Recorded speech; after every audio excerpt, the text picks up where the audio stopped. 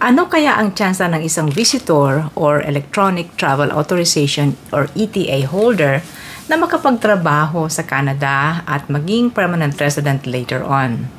Meron po akong isang viewer na ngayon ay sumusubok upang matupad ang kanyang Canadian dream. Ito po. Katulad nyo rin po ako minsan na nangarap makapasok sa Canada at ngayon ay nandito na po ako sa loob. So, ipoproceed ko na po all throughout. Yan si Adrian. Dati siyang crew ng isang cruise ship. Ngayon ay ETA holder siya at nasa Toronto, Ontario, Canada. Alamin natin ang kanyang istorya. At paano siya nag-apply ng ETA? Gaano kabilis bago siya na-approve? At ngayon, ano ang kanyang mga strategy na ginagawa para makahanap ng trabaho sa Canada? Yan ang ating topic ngayon, guys. Kaya stay tuned. Don't forget to subscribe to my channel. Hello and welcome back! Si Ate Menchie po muli ito, and today another topic about Canada. Kung gusto nyo ang gantong pakasa, guys, please consider subscribing sa Menchie's Philcan Life. You can also follow me sa aking Facebook page na Menchie's Philcan Life. You can join and be a member of this channel. Just click the join button below. At gusto ko nang pasalamatan ang ating mga channel members.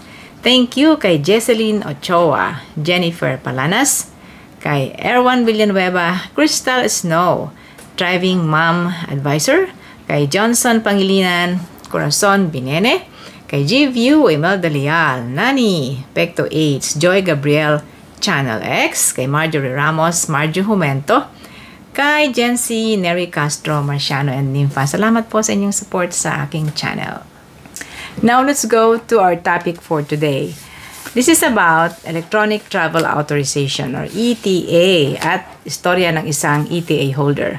Ang ETA po is just like a visitor visa. Ang qualified na kumuha ng ETA ay sino mang Pilipino na nagkaroon na ng visitor visa in the last 10 years. So kung sa loob ng 10 taon or pasok pa sa 10 taon ay meron kayong tinanggap na visitor visa, then pwede kayong mag-apply ng ETA.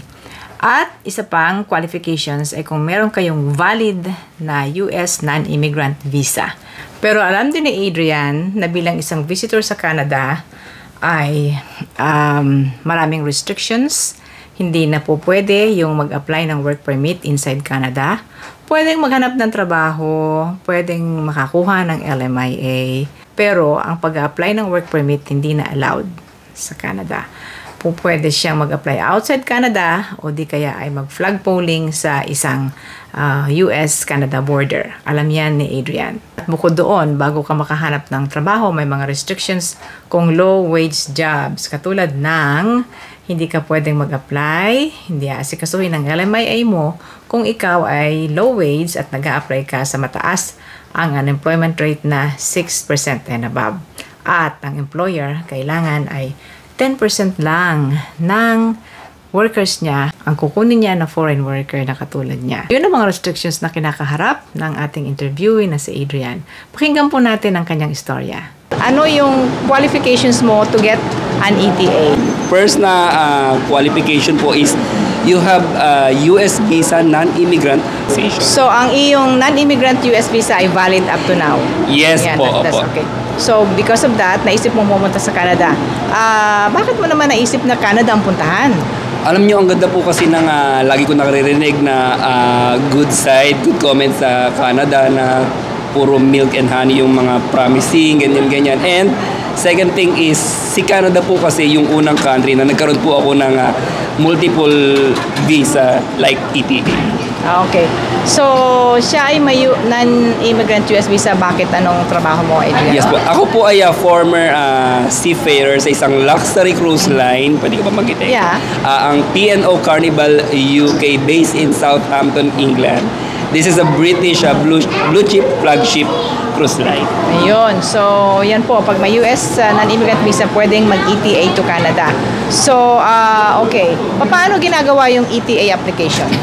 Ay, napakasimple lang po. Lalagan lang po kayo sa IRCC website or just simply type canada.ca/ETA and then susundan nyo na lang po yung step-by-step procedure dun sa website ng IRCC. And then after a few minutes, you will receive an email confirmation na nagsasabi na approve na po kayo. Pasado na. Nagbayad ka ng $7? Yes po, for only $7 Canadian, and it takes 1 to 3 minutes. The maximum is 3 minutes, yeah. Fast, Yeah. ano?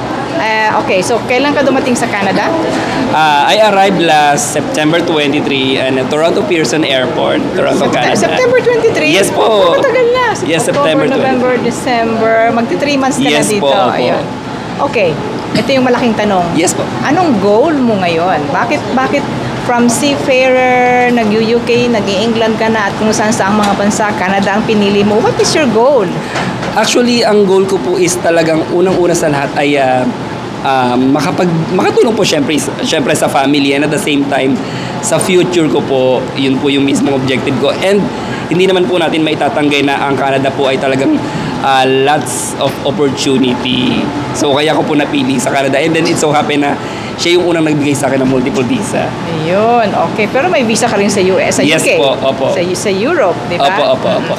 Okay, let's be more specific. Ngayon may ETA ka, pero ang mga may ETA visitor din yan. Hindi na allowed mag-apply ng work permit inside Canada. Yes po. Pero paano mo naisip na pwede ka pang magtagumpay as ETA status holder? Before ako pumunta ng Canada, talagang sinabi ko po sa sarili ko na this is a Christmas gift only to myself and birthday gift to myself. And then at the same time, nag-trial lang po ako, and then sabi nga po, di ba, winners never quit, quitters never win. And then at least I can cross the bridge no matter what happened. At least you did your best. Sabi nga, do your best, God's do the rest. Yan. Okay, may more than 2 months ka nang nasa Canada. Ano yung mga ginagawa mo? May mga hakbang ka ba para ma-reach mo yung iyong goal? Actually, opo.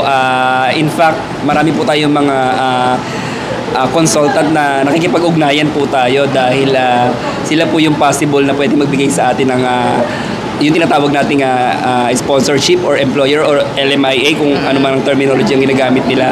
And then LMIA siguro, no? Yes, LMIA. And then I'll check if yung experience ko po is suit sa hinahanap nila, suitable po ako. And then at the same time, the second thing is kailangan po, hopefully, may PR pathway po yun. Yung hinahanap yung po. trabaho. Opo, may PR pathway po sana. Opo. Ano ang iyong background sa cruise ship? Anong trabaho meron ka doon? Before po kasi, I work as a galley utility. So, more on food service? Yes po, opo. Okay, tapos? And at the same time, buffet attendant din po. And then, ayun po, so cycle lang po siya na cycle. And then, eventually, I try my luck here in Canada as a visitor. Yun. So, ang iyong background in work ay more on food service. Kasi sa barko, yung kung ano experience nyo sa barko, parang dito rin sa mga restaurant dito. Yes po. Oo. Ang tanong na lang ay pagkuha ng work and LMIA. Yes Yan. po. Oo.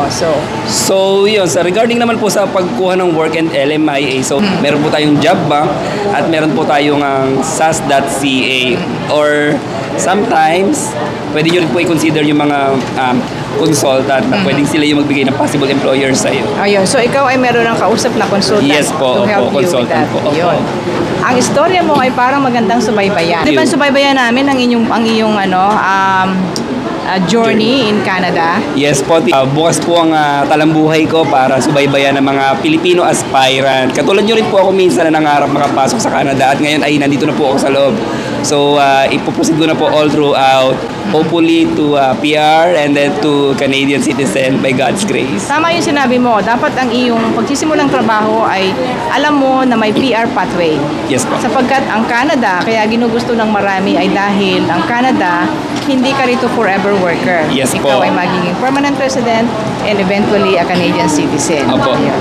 Matanong ko rin ang iyong background. Saan ka ba sa Pilipinas? Ay, Diyos ko, ako po ay taga Cabuyao, Laguna. Ayan. Cabuyao, Laguna. Yes po. Shout out po Hello, sa mga taga Cabuyao, Laguna. Ayan, hello po. Ayan. So, yun. Ayan, sa mga taga-Cabuyao, katulad po ng iba, si Adrian ay nakikipagsapalaran sa Canada at good luck sa kanya. Yes po. So all the best, ha? Yeah, At opo, next opo. episode natin kung ano na ang kaganapan sa iyong paghanap ng Opo, trabaho, opo. LMIA, at kung sino yung mga kinonsulta mo Opo. na maaaring makatulong sa iyo. Okay? Opo, opo. Thank you very Thank much, you po, Teacher Adrian. Men. Marami pong katulad ni Adrian. Puhunan ay lakas ng loob at determinasyon sa pagpunta sa Canada upang makamit ang kanilang Canadian dream. Ang tanong na nga lang natin ay, makayanan kaya niya ang maraming new policies and restrictions upang siya ay makakuha ng trabaho, maging PR later on, at magsettle sa Canada for good? Yan ang tanong. Susubaybayan natin guys ang istoryang ito ni Adrian at ibabalita niya sa atin kung ano ang progress ng kanyang Canadian dream. Kung kayo ay nasa gantong sitwasyon din na katulad ni Adrian, please comment down below.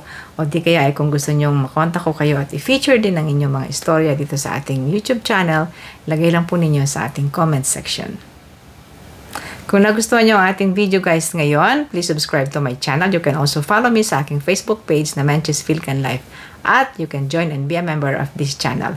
Salamat po sa ating mga channel members.